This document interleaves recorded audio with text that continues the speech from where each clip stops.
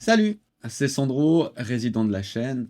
Une vidéo un peu spéciale, hors série. Ce sera pas un tuto, mais plutôt un décryptage et un feedback sur la mise en peinture d'une pièce, un buste, réalisé il y a quelques mois. On va décrypter ensemble la mise en peinture de ce buste, un petit peu d'historique, l'origine de la pièce, le montage, le choix des teintes et un certain nombre de difficultés pour obtenir le résultat qui est présenté à l'écran. Et avant de démarrer, générique. Bienvenue sur ma chaîne YouTube SZ Miniature, une chaîne dédiée au montage et à la mise en peinture de figurines historiques. Au niveau de la pièce, déjà, c'est une pièce de chez Mitch Chess Military Model, 200 mm.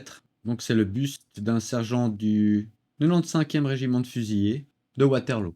Alors, si on parle du montage, un certain nombre de difficultés déjà. Donc, malgré un prix très raisonnable au niveau des pièces de chez Mitch Military Model, beaucoup de choix, hein, ça c'est clair. Mais j'ai eu quelques soucis au niveau de la pièce. Les premières, à mon souvenir, au niveau de l'arme, qui était tordu. Donc ça, j'ai eu passablement de questions de comment redresser des pièces en résine, voire en plastique. Moi, je les trempe tout simplement dans de l'eau bouillante, puis après, je les redresse. Voilà, ça, c'est une technique assez simple. Donc le fusil. Quelques difficultés également au niveau des raccords. C'est pas terrible au niveau du bras. Le stick, là, il devrait être vraiment plus appuyé sur l'épaule.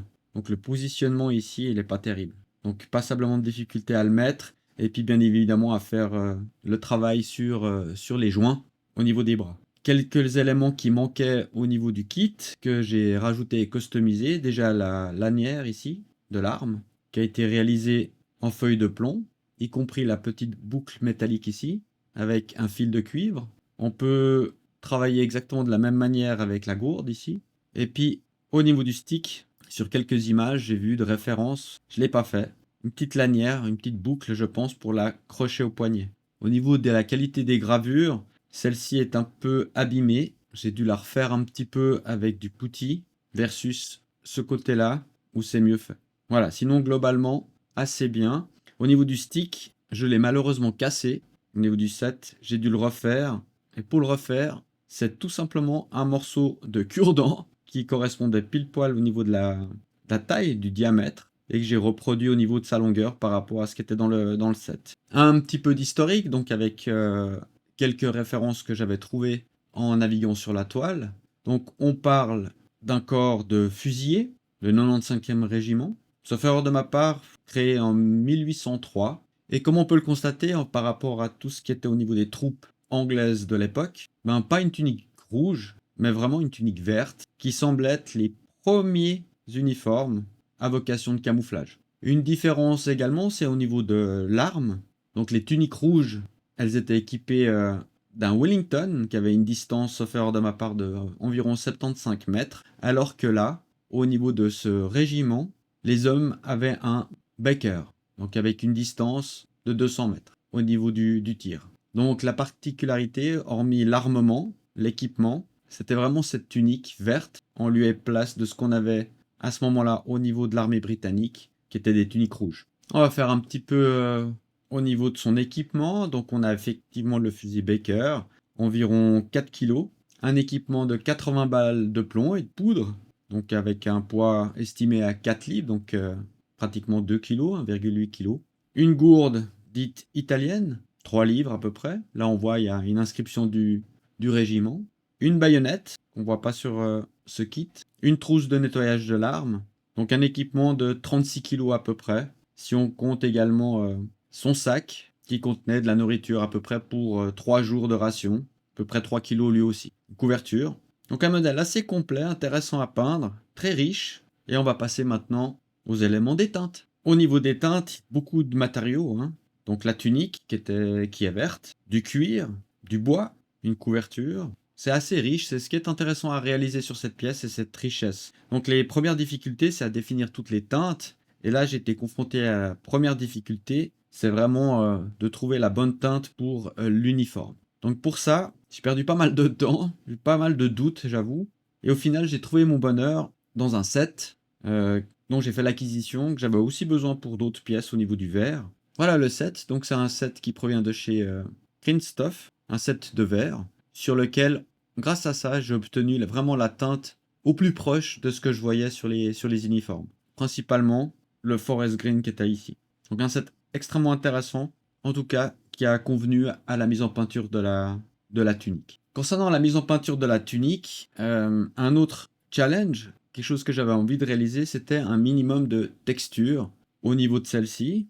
Donc il y a la technique du stripping, donc des petits points qui sont à réaliser.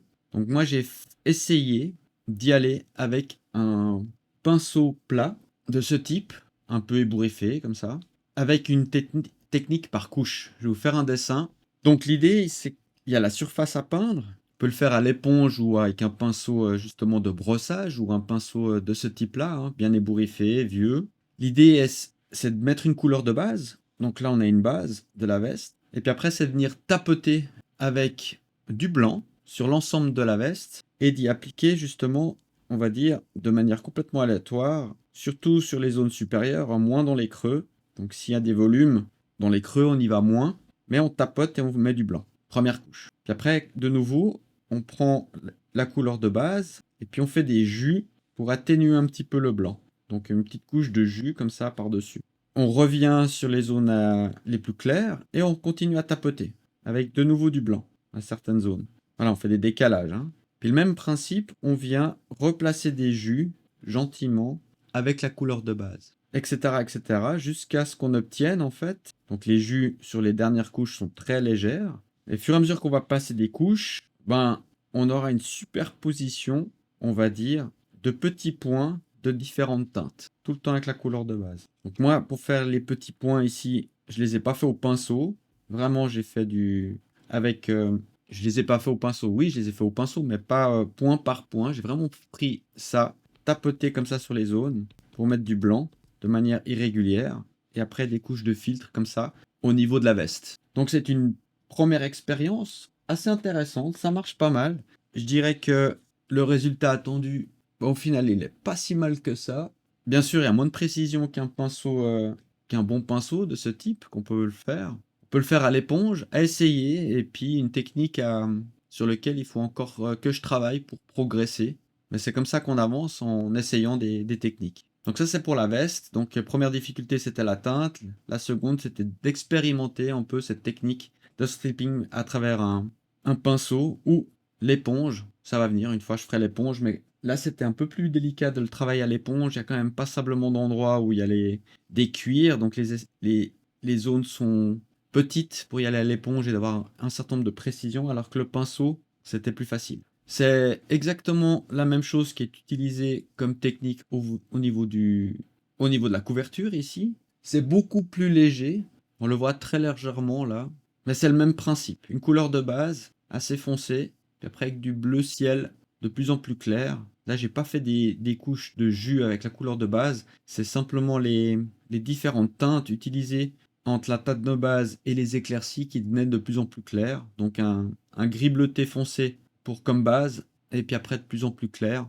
au niveau du bleu. Au niveau du sac, donc là, la texture est assez simple, une couleur de base, noire. Il y a pas mal de relief intéressant, donc un brossage gris clair, et après de l'affinage au pinceau sur les zones à éclaircir. Mais avec le brossage, ça donne un peu cet effet non lisse au niveau du sac à dos. On voit également sur son sac ici, donc là beaucoup de différentes teintes, mais c'était vraiment du sketching, donc du clair à des endroits, du foncé, et puis du travail dans le frais au niveau des mélanges. Et au niveau des couleurs claires, on le voit des lignes pour donner un petit peu de mouvement et de texture au tissu. On le voit ici, ici. Voilà, vraiment des petites lignes comme ça au pinceau, très fines, pour donner cette texture. Même chose à ce niveau-là, le noir avec du gris et des petites touches de gris clair sur les reliefs pour donner un petit peu cette texture également. Et là, un effet de lumière, un peu comme on ferait du métal avec de la peinture non métallique. On va dire du noir comme base, toute la zone en blanc extrêmement fort, et puis on laisse que la partie centrale en blanc et on dégrade avec des petits jus bleus jusqu'à du gris foncé pour donner cet effet de lumière à cet endroit-là. Au niveau des cuirs, alors normalement le résultat il faudrait le faire vraiment plus noir, mais j'avais envie de travailler entre les deux, un noir mais avec vraiment cette finition dans les bruns.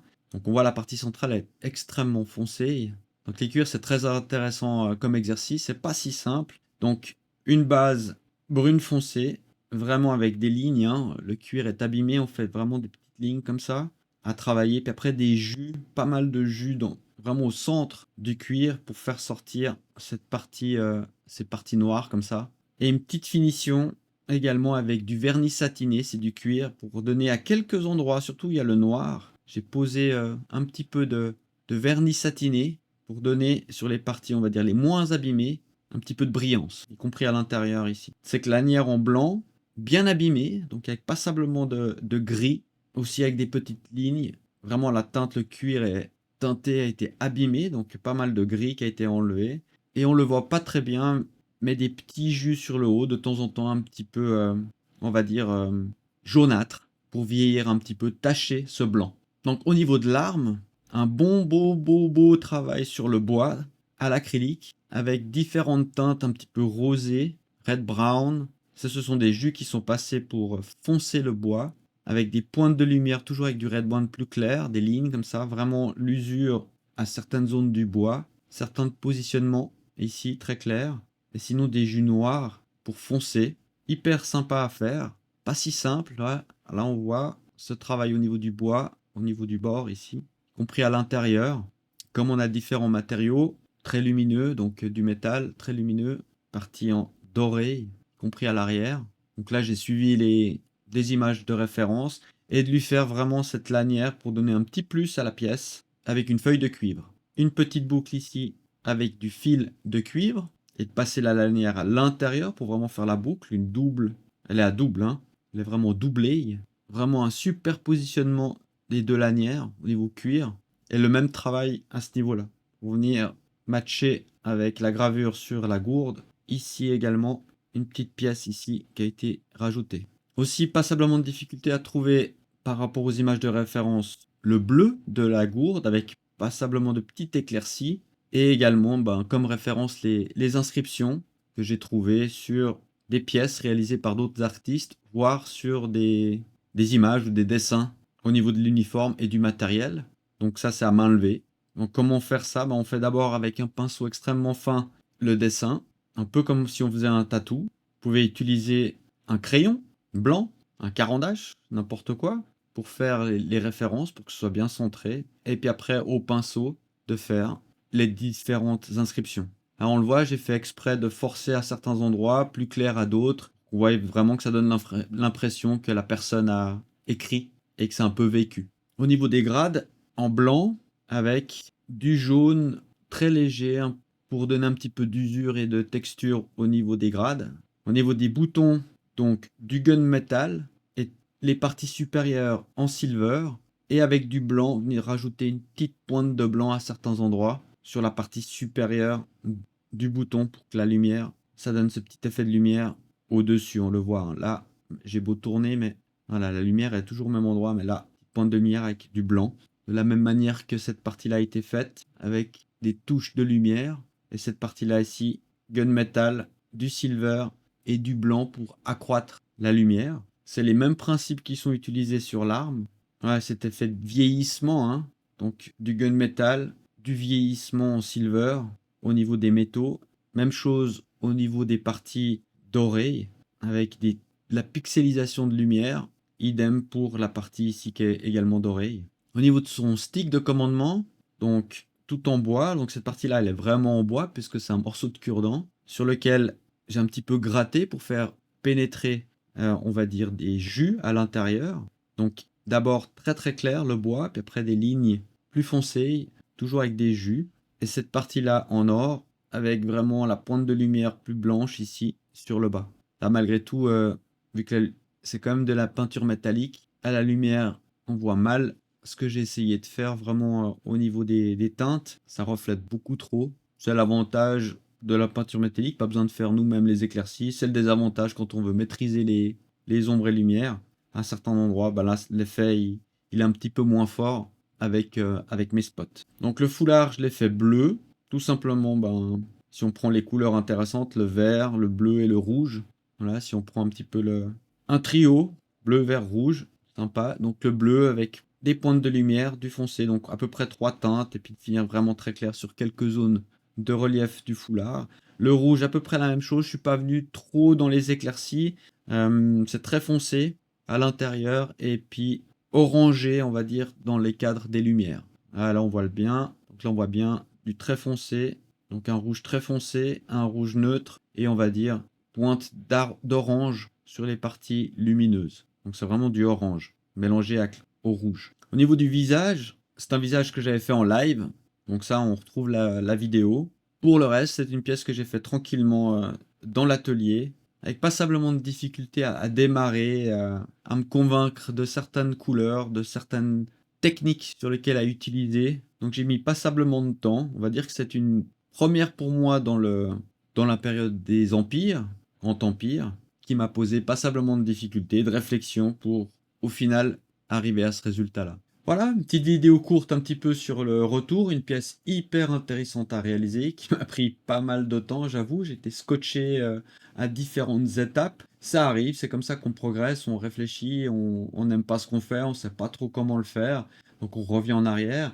Difficulté dans le montage, c'est pas parfait, le stick il est pas spécialement bien positionné, mais globalement, franchement, c'est une pièce hyper intéressante à réaliser, qui est riche en différentes matières et textures à pouvoir réaliser.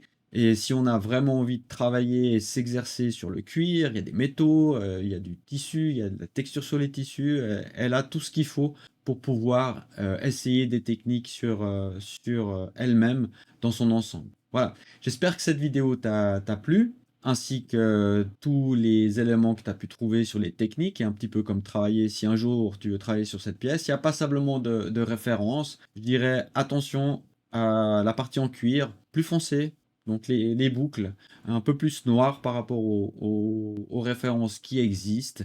Sinon, amuse-toi. À très bientôt. Ciao! Merci d'avoir visionné cette vidéo jusqu'au bout. Si ça vous a plu, merci de partager et de placer un petit pouce vers le haut, ça fait toujours plaisir. Dans le cas contraire, un petit commentaire constructif, c'est toujours utile. Si vous avez des questions, n'hésitez pas, j'y répondrai très volontiers. Abonnez-vous pour obtenir une notification dès l'arrivée de mes prochaines vidéos. Jusque là, portez-vous bien, à vos pinceaux, ciao!